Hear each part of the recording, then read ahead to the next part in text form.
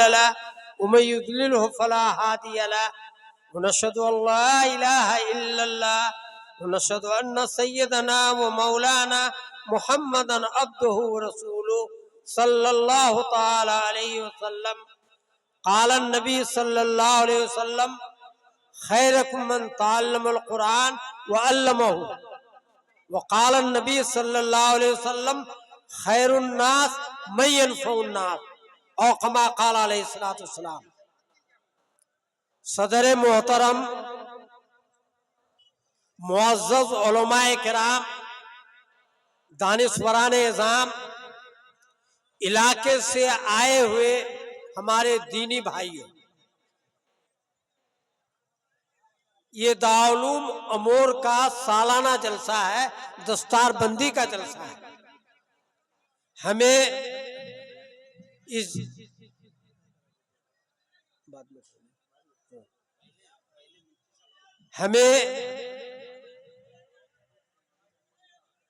सुकून के साथ उलमाए किराम की बातों को सुननी है। इस वक्त हमारी मजलिस में थोड़ी सी गुफ्तगू ऐसी हो गई जिसकी वजह से कुछ इंतशार सा हुआ, लेकिन ये वक्ती है, आनी है और जानी है। हम मुसलमान अगर जलसे में हंगामा करें, जलसे को नाकामयाब करने की कोशिश करें, तो ना मौलाना साहब से पूछेंगे ना अख्तरुल ईमान साहब से पूछेंगे। जो लोग जलसे को नाकामयाब करने के लिए कोशिश करेंगे, जिम्मेदार वो होंगे, खुदा के यहाँ पकड़े हो जाएंगे। जो बात होनी थी वो हो चुकी। अख्तर साहब भी मौलाना की तारीफ करते हुए मौलाना के सवालात का जवाब दिए। यकीनन उन्होंने हजरत उमर के कौल को पेश किया। ये मौलाना की जुर्रत की भी बात थी। तो हमें किसी पर मुलामत नहीं करनी है, किसी को बुरा भला नहीं कहना है, जलसे को कामयाब होने के लिए देना है। मैं आप हजरात के सामने कुछ अहम और जरूरी बातें अर्ज करना चाहता हूं। एक हदीस का मफहूम है, आमतौर पर लोग ये पूछते हैं कि आज के हालात में जो मुसलमानों के साथ जो हालात हैं, मुख्तलिफ किस्म के हालात हमारे साथ हैं। आप हजरात 70% में हैं, इसलिए आपको इसका इल्म नहीं है।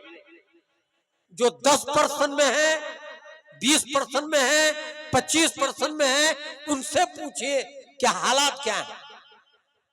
लेकिन कभी हमारे बुजुर्गों ने, उलमा ने हालात से समझौता नहीं किया, हालात के रुख पर नहीं चला, बल्कि हालात को, उसकी हवा को मोड़ने की कोशिश की और शरीयत के मुताबिक चलने की तलकीन की। तो एक शख्स हमसे पूछा कि ऐसे वक्त में मौलाना जहां औकाफ पर हमला किया जा रहा है, जहां शरीयत को मिटाने की कोशिश की जा रही है, जहां परसुन्ना में मुदाखलत की जा रही है, जहां नबी अकरम सल्लल्लाहु अलैहि वसल्लम की शान में गुस्ताखियां की जा रही हैं, मदारिस को बंद करने की कोशिश की जा रही है, मुसलमानों की शरीयत को खत्म करने की साजिश की जा रही है, मुसलमानों को 2 नंबर शहरी बनाने की कोशिश की जा रही है। ऐसी हालात और ऐसे वक्त के लिए अल्लाह के नबी जनाब मोहम्मद रसूलुल्लाह सल्लल्लाहु अलैहि वसल्लम ने क्या फरमाया? हदीस कुदसी है। उलमा यहाँ बैठे हुए हैं, ये लोग जानते हैं कि हदीस कुदसी का क्या मकाम है। रावी नबी अकरम सल्लल्लाहु अलैहि वसल्लम है, कौल अल्लाह का। अल्लाह रब्बुल इज्जत ये फरमा रहा है कि मैं अल्लाह हूं, मैं कादिर हूं, मैं मालिक हूं, मैं खालिक हूं, सब चीज मेरे कब्जे कुदरत में है। फिर अल्लाह रब्बुल इज्जत अपने जलाल की कसम खा करके फरमा रहा है कि सुन लो, अगर मुसलमान, मेरे बंदे मुसलमान मेरे हुक्मों को मानेगा और मेरे नबी के तरीके के मुताबिक जिंदगी गुजारेगा तो उनके साथ कोई हालात आने वाले नहीं। बल्कि अल्लाह रब्बुल इज्जत ये फरमाता है कि हाकिमों का दिल, बादशाहों का दिल, प्राइम मिनिस्टर का दिल, चीफ मिनिस्टर का दिल, होम मिनिस्टर का दिल मेरे कब्जे कुदरत में, मैं उलट पलट करते रहता हूं। अल्लाह के नबी जनाब मोहम्मद रसूलुल्लाह सल्लल्लाहु अलैहि वसल्लम फरमा रहे हैं कि अल्लाह कहता है कि जब तक मेरे बंदे मेरे हुक्मों को मानेगा और मेरे नबी के तरीके के मुताबिक जिंदगी गुजारेगा, मैं उन बादशाहों के दिलों को, उन हाकिमों के दिलों को, उन प्राइम मिनिस्टरों के दिलों को मोम कर दूंगा, नरम कर दूंगा। फिर वो अपने कैबिनेट में, पार्लियामेंट में, असेंबली में ऐसे कानून पास करेंगे जिसमें अदल होगा, इंसाफ होगा, जिसमें जुल्म नहीं होगा, हर आदमी को उसका हक दिया जाएगा, हर मजहब वाले को अपने मजहब पर अमल करने की इजाजत होगी। मुसलमान है, शरीयत पर चलने की इजाजत होगी, इबादत खाना बनाने की इजाजत होगी, तबलीग करने की इजाजत होगी, मदरसे कायम करने की इजाजत होगी। इस किस्म के बिल लाएंगे, लेकिन शर्त है, सुन लो शर्त क्या है। शर्त यह है अल्लाह के हुक्मों को मानना और नबी के तरीके के मुताबिक जिंदगी गुजारना। और फिर अल्लाह रब्बुल इज्जत कसम खा करके कहता है, जब मेरे बंदे मेरे हुक्मों को तोड़ेगा, मेरे नबी के तरीके के खिलाफ काम करेगा, पैदाइश से लेकर मौत तक, शादी ब्याह खुशी गम हर चीज में नबी की सुन्नत को खत्म करेगा, रस्म रवाज पर अमल करेगा, हलाल हराम की तमीज नहीं रहेगी, तो अल्लाह रब्बुल इज्जत कसम खा करके कहता है, मैं उन बादशाहों, वजीर आजम, वजीर दाखिला, पूरे कैबिनेट के लोगों के दिलों को मैं सख्त कर दूंगा। फिर अपने कैबिनेट में, पार्लियामेंट में, असेंबली में ऐसे कानून बनाएंगे जो इंसाफ का नहीं होगा, जुल्म का होगा, मसावात का नहीं होगा, हुकूक छीनने का होगा, और मजहब वालों को अपने मजहब पर और शरीयत पर अमल करने की गुंजाइश नहीं रहेगी। आज यही हो रहा है ना, नहीं हो रहा है? जरा सोचो, गौर करो, कुरान में है, अल्लाह कहता है कि खुशकी का हिस्सा हो या तरीका, कोई इनकलाब, कोई हादसा, कोई मुसीबत जलजले के शक्ल में हो, तूफान के शक्ल में हो, सुनामी के शक्ल में हो, कैंसर के शक्ल में हो, एड्स की शक्ल में हो, ताउन की शक्ल में हो, या फसादात की शक्ल में हो, ये इंसान के बदआमालियों का नतीजा है, या कुरान कह रहा है। और अल्लाह के नबी जनाब मोहम्मद रसूलुल्लाह सल्लल्लाहु अलैहि वसल्लम फरमाते हैं कि दुनिया में फैसला मुसलमानों के आमाल पर होता है, गैरों के आमाल पर नहीं। गैर तो गैर, जब वो ईमान ही नहीं लाया, अल्लाह को माना ही नहीं, अल्लाह को तस्लीम ही नहीं किया, तो फिर उनसे कोई अमाल का कोई सवाल नहीं होता है। सवाल है उन लोगों से जो अल्लाह को भी मानता है, अल्लाह की भी मानता है, नबी को भी मानता है, नबी की भी मानता है, ऐसे लोगों से सवाल है, वो है मुसलमान। अगर किसी इलाके के मुसलमान, सुन लीजिए, अगर किसी इलाके के मुसलमान अच्छे काम करते हैं, अच्छा अमल है, कुरान पढ़ता है, नमाज पढ़ता है, ज़कात देता है, बहनों के हुकूक को अदा करता है, उसके हिस्सा देता है, हलाल खाता है, हराम से बचता है, निगाह बद से बचता है, औरतें अपने घर के अंदर रहती हैं, पर्दे में रहती हैं, नमाज के वक्त में नमाज पढ़ती हैं, रमजान का रोजा रखती हैं, शोहर के हुकूक को अदा करती हैं, अपने आप की हिफाजत करती हैं। जब ये नेक अमाल, अच्छे अमाल नूरानी शक्ल में आसमान की तरफ जाता है, तो परवरदिगार आलम उन अच्छे अमाल की बरकत से उस इलाके के अंदर अमन और शांति उतारता है, खुशहाली उतारता है, जुल्म के दरवाजा को बंद कर दिया जाता है, हर शख्स को आजादी रहती है अपनी शरीयत पर अमल करने की। और अगर किसी इलाके के मुसलमान नमाज को खा गया, पढ़ा नहीं, रोजा रखा नहीं, ज़कात अदा नहीं किया, हज फर्ज है उसको अदा नहीं किया, हराम खा रहा है, सूद खा रहा है, नशा इस्तेमाल कर रहा है, औरतें बेपर्दगी में हैं और गैर महरम के साथ औरतें मेले और ठेले में, बाजारों में चलती फिरती हैं, बदकारियां आम हो जाएं, तो ऐसे वक्त में अल्लाह के तरफ से पकड़ और कहर और अल्लाह का अजाब उन लोगों पर, उस इलाके पर उतरता है जिसके ये बुरे अमाल होते हैं जिस इलाके के। फिर उसके नहुसत से मुख्तलिफ किस्म की परेशानियां आती हैं।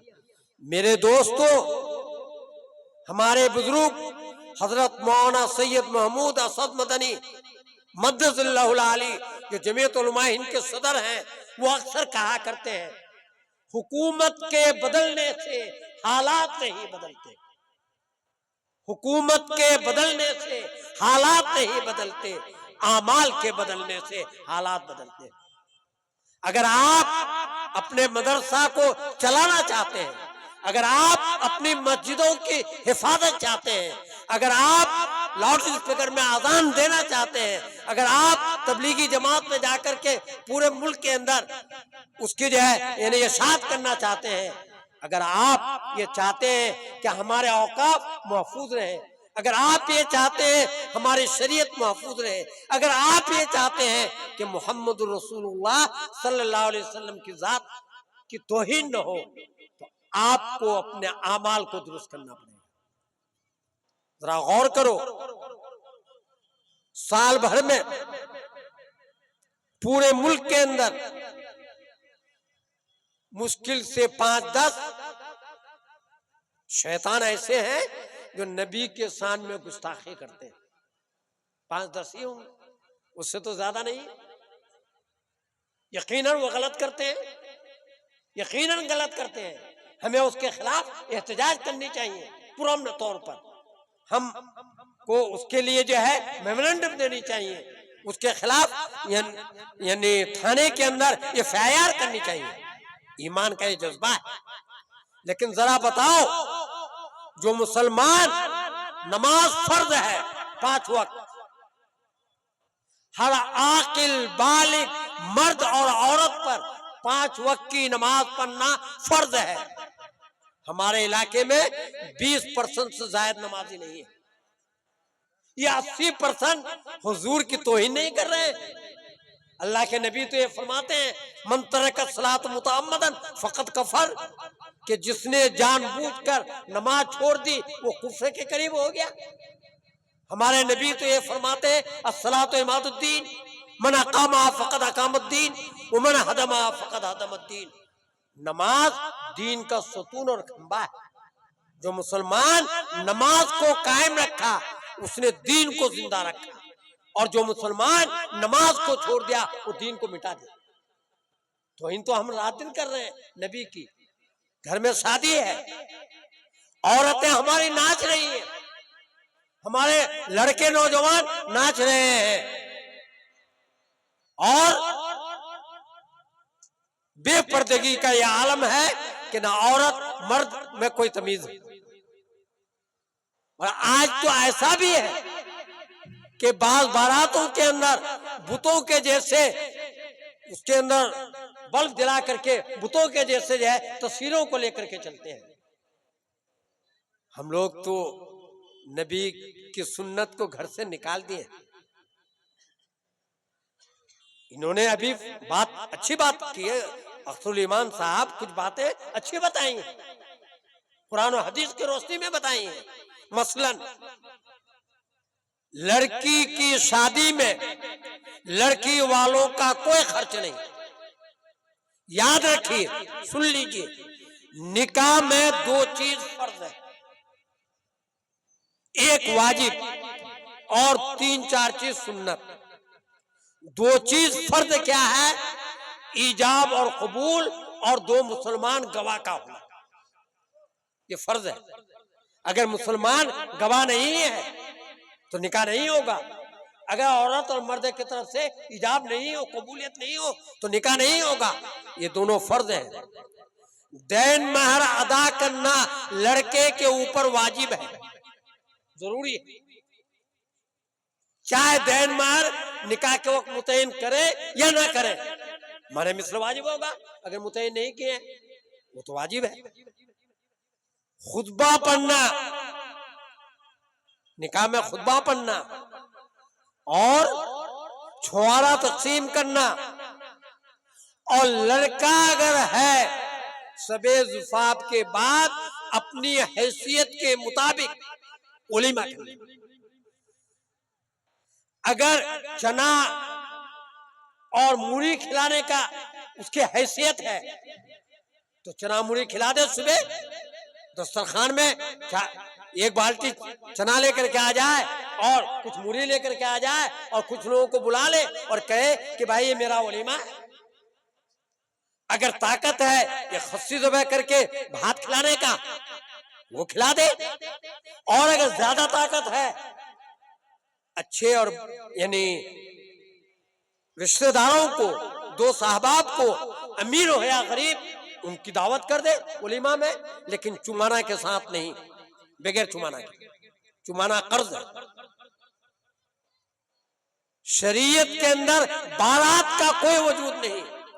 हमारे सुरजापुरी बिरादरी में मान न मान मैं तेरा मेहमान, 200, 250, 300 बारात लेकर के जाते हैं। और आजकल टिफिन का रवाज है। एक टिफिन में कितना खर्च होता है? 100 से कम से कम 100, वरना ज्यादा। अब कहे थे 100 आदमी बारात आएंगे, जो कि दुरुस्त भी नहीं है, लेकिन आ गए 200।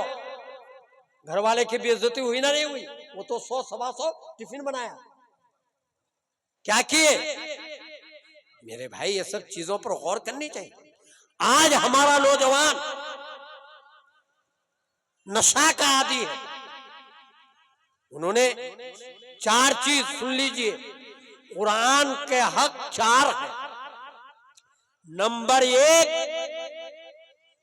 जैसा कुरान उतरा है, जिब्रील अमीन ने उतारा मुहम्मदुर रसूलुल्लाह सल्लल्लाहु अलैहि वसल्लम पर, उसी अंदाज से कुरान का पढ़ना, जिसको तस्हीह कुरान कहते हैं, ये पहला हक है।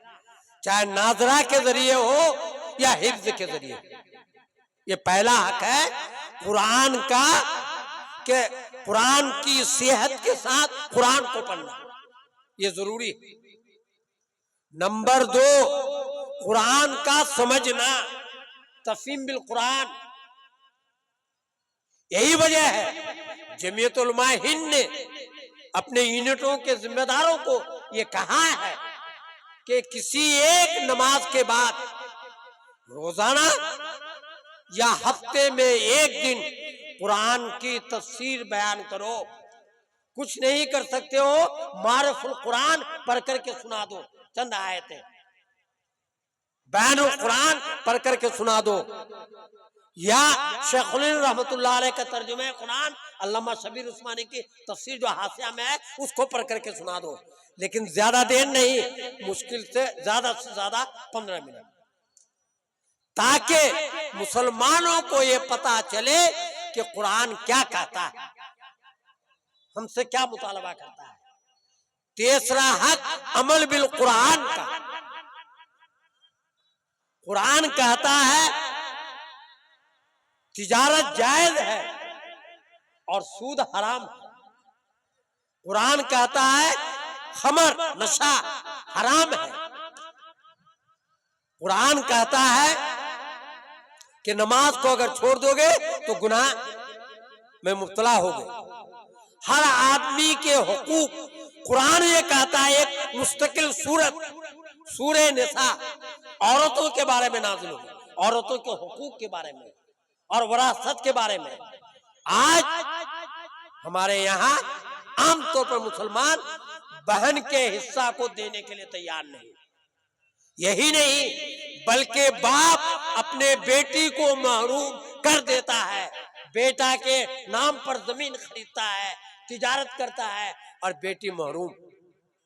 क्या वो आपकी औलाद नहीं है? अल्लाह ने हिस्सा दिया है लिज़्ज़कर मिस्ल हज़्ज़िल उन्सयैन, और हम उसके खिलाफ काम कर रहे हैं। तो अमल बिल कुरान, और चौथी चीज इशाअत बिल कुरान। अब कोई नबी आने वाला नहीं, क़यामत तक के लिए कोई नबी नहीं आएगा। जो नबूवत का दावा करेगा वो दज्जाल होगा, काफिर होगा, मुर्तद होगा। अल्लाह के नबी के बाद नबूवत का दरवाजा बंद हो चुका। लेकिन कुरान सिर्फ मुसलमानों के लिए नहीं, कुरान तो सारे इंसान के लिए। हमने कुरान को अपने लिए मखसूस कर लिया।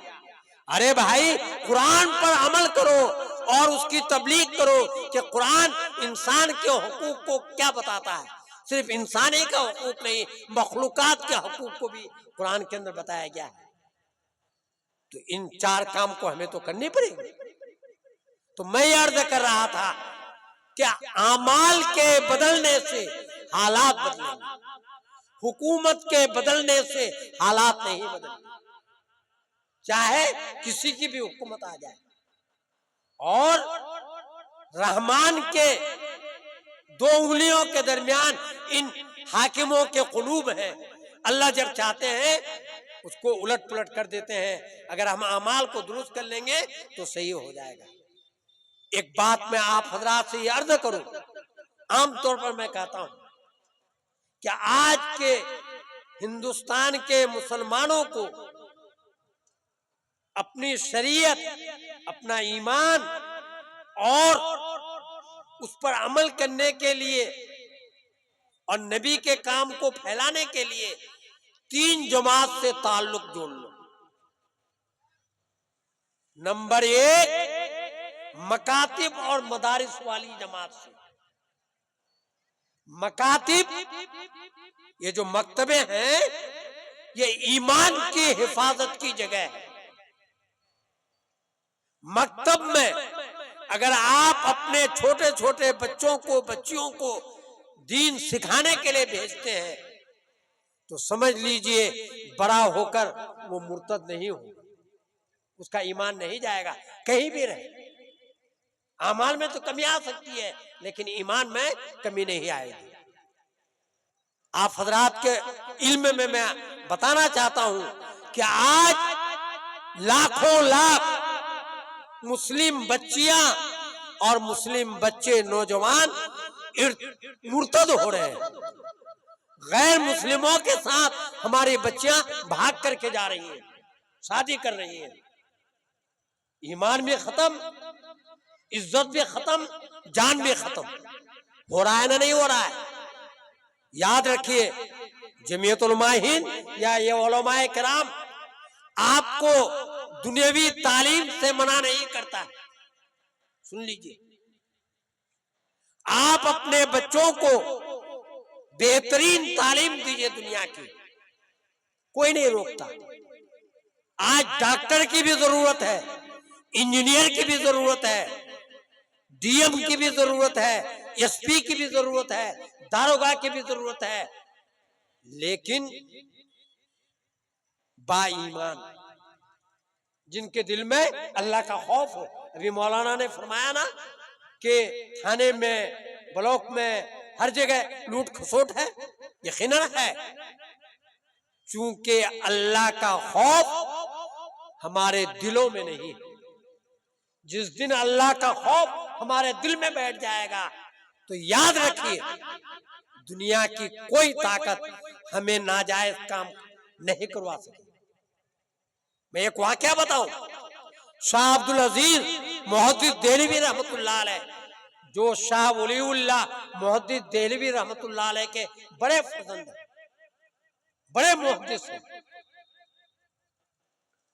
वो दर्स देते थे, हदीस पढ़ाते थे, और बड़े बड़े लोग, जवान लोग पढ़ने के लिए आते थे। आज भी दारुल में, मज़ाहिर उलूम में, नदवा में जब दौरे में पहुंचते हैं तो जवान होते हैं। उस जमाने में ज्यादातर दिल्ली के अंदर मस्जिदों में कोई इमामत करते थे बच्चे या मुअज्जिन। मस्जिदों में खाने पीने का नज़्म होता था, रहने का नज़्म होता था, हजरत के दर्स में आते थे। एक नौजवान एक मस्जिद में रहते थे, मस्जिद की सफाई भी करे और मस्जिद की रोशनी से, उसके चिराग की रोशनी से वो दीन की किताब पढ़े जो उस्ताद उनको पढ़ाए, और मस्जिद वाला उनको 2 टाइम खाना भी दे देते थे। एक दिन वो तालिबे इल्म रास्ते से गुजर रहे हैं, पढ़ने के लिए जा रहे हैं शाह अब्दुल अजीज मुहद्दिस देहलवी रहमतुल्लाह अलैह के यहाँ। रास्ते में एक छोटा सा बच्चा आता है और आकर के कहता है, हजरत इस घर में एक औरत बीमार है, एक आदमी बीमार है, आप चलिए थोड़ा सा पानी दम कर दीजिएगा, फूंक दीजिएगा, वो अच्छा हो जाएगा, सूरह फातिहा पढ़ करके फूंक दीजिएगा। शैतान हमला जो करता है, जो आदमी जैसे होते हैं उसी एतबार से, चोर डाकू को चोरी डाके डकैती के एतबार से, रिश्वत लेने वालों को रिश्वत लेने के एतबार से, और हम जैसे लोगों को दुआ तावीज़ और गंडे के एतबार से। इन्होंने कहा कि अच्छा चलो। अब ये उस बच्चे के साथ अंदर गए तो अंदर जूं ही ये दाखिल हुए, एक नौजवान खूबसूरत बगैर पर्दा के एक औरत खड़ी हो गई और दरवाजा को बंद करके ताला लगा दिया। अब मौलाना तो घबराए, ये तालिब इल्म घबरा गए, परेशान हुए कि अब क्या होगा। वो औरत कहती है, ऐ लड़का, तुम रोजाना इस रास्ते से जाते हो और मैं रोजाना तुम पर नजर रखती हूं, मैं तुम पर आशिक हूं। आज घर में कोई नहीं, सब कोई मेहमान चले गए। याद रखो, अपने घर को मर्द यानी अकेला किसी बच्ची को छोड़ के नहीं जाना चाहिए। जाए तो उसको भी साथ लेकर के जाए या गार्जियन मौजूद रहे। तो आज एक मौका है और सुन लो, आज तुम मेरी जरूरत पूरी कर दो, मेरे ख्वाहिश को पूरी कर दो, और अगर नहीं करते तो मैं चिल्लाऊंगी, मैं आवाज लगाऊंगी और मोहल्ला वालों को लेकर के मैं आ जाऊंगी और ये कहूंगी कि इस आदमी ने मेरे दस्त दराज की, मुझसे जो है गलत हरकत कर रही। अब ये नौजवान तो घबरा गया, अल्लाह का खौफ था, दिल में ये बात आई, जो खुदा हजरत यूसुफ अलैहिस्सलाम को ज़ुलेखा के मकर से बचा सकता है, वो खुदा तो आज भी है ना। यकीनन कोई सूरत पैदा होगी, मुझे अल्लाह बचाएगा। बस बचने का इरादा कर लो नौजवानों। अगर तुम गुनाहों से बचने का इरादा करोगे, सिर्फ इरादा करना तुम्हारा काम है, अल्लाह बचाएगा। वो नौजवान कहने लगा ठीक है, मैं आपकी ख्वाहिश पूरी कर दूंगा, लेकिन मुझे बैतुल खुला बताओ, मुझे पैखाना लगा है, पेशाब करना है। उस जमाने में ऐसा तो बैतुल खुला था नहीं कि ऊपर में पैखाना किए चला गया कहीं और, वो तो टीन में पैखाना होता था। ये गया और गंदगी को, पैखाना को अपने चेहरे में, हाथ में, बदन में, कपड़े में लगा लिया। जाहिर सी बात है पैखाना से खुशबू आएगी या बदबू? बदबू आएगी। और उसी हालत में वो उस नौजवान औरत के सामने आ गया। अब वो औरत कहती है गलती हो गई, तू तो पागल है, गंदगी लगा करके पागल ही चलता है, तू तो पागल है, ताला खोला के जाओ, भागो भागो, जल्दी जाओ जल्दी जाओ। गुनाह से बच गए ना? नहीं, अल्लाह का खौफ था, अल्लाह ने उनको बचा दिया। अल्लाह ही बचाने वाला है। इरादा क्या कि हमें गुनाह से बचना है। अब वो नौजवान करीब के मस्जिद में गया, गुस्ल खाना में गया और अपने कपड़ों को धोया, गुस्ल किया। उसी धोए हुए कपड़े को, चूंकि और कपड़ा तो था नहीं, पहन लिया, सुखा हुआ भी नहीं था, पहन करके वो आ गया हजरत शाह अब्दुल अजीज मुहद्दिस देलवी रहमतुल्लाह अलैह के यहाँ, पीछे बैठ गए। लेकिन शाह साहब कहने लगे कौन तेज खुशबू लगा करके आए हैं, ऐसी खुशबू तो मैं कभी सूंघा भी नहीं, कौन इतना बेहतरीन इत्र लगा करके आए हैं। तो अब साथी एक दूसरे को देख रहे हैं। पीछे में जो एक साथी था वो कहने लगा हजरत इनका बदन भी से भी खुशबू आ रही है और कपड़े से भी, और भिगा हुआ है। हजरत शाह साहब कहा कि हाँ आओ बेटा, बुलाए अपने पास। अब ये डरते हुए तो वहां पहुंचे। कहने लगे एक तो देर से आए और दूसरी बात ये हुई कि तुम जो है बदन से खुशबू कहां पाए। तो इन्होंने रोते हुए अपना पूरा वाकया बयान किया कि बात ऐसी हुई थी और मैंने गंदगी को अपने कपड़े में लगा लिया और उसको धोया, अब ये खुशबू आ रही है। तो शाह अब्दुल अजीज मुहद्दिस देलवी रहमतुल्लाह अलैह फरमाते हैं कि जन्नत की खुशबू है तुम्हारे गुनाहों से बचने की वजह से। अगर दुनिया ही में जन्नत की खुशबू चाहते हो नौजवानों, तो बुरे ख्यालात से बच जाओ, गुनाहों से बच जाओ। तो मैं ये अर्ज कर रहा था, वक्त बहुत हो गया, मैं ये अर्ज कर रहा था कि 3 जमात मकातिब और मदारिस, उससे ताल्लुक जोड़ो, खुद पढ़ो, अगर पढ़ लियो तो अपने बच्चों को पढ़ने के लिए भेजो, अगर बच्चे नहीं है ताउन करो, मदद करो, अगर वो भी नहीं है तो अच्छा मशवरा दो। उस मकतब या मदरसा को बंद करने के चक्कर में मत लो। एक